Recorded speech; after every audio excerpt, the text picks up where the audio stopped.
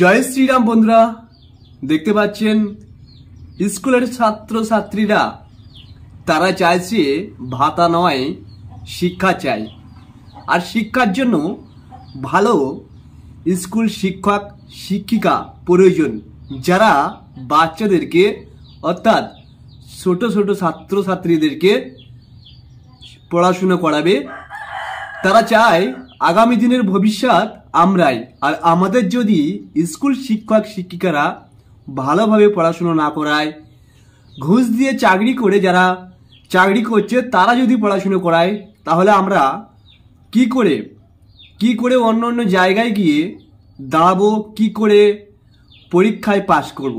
তার জন্য এখন থেকেই মাঠে নেমেছে স্কুলের ছোট ছোট বাচ্চা থেকে সবাই।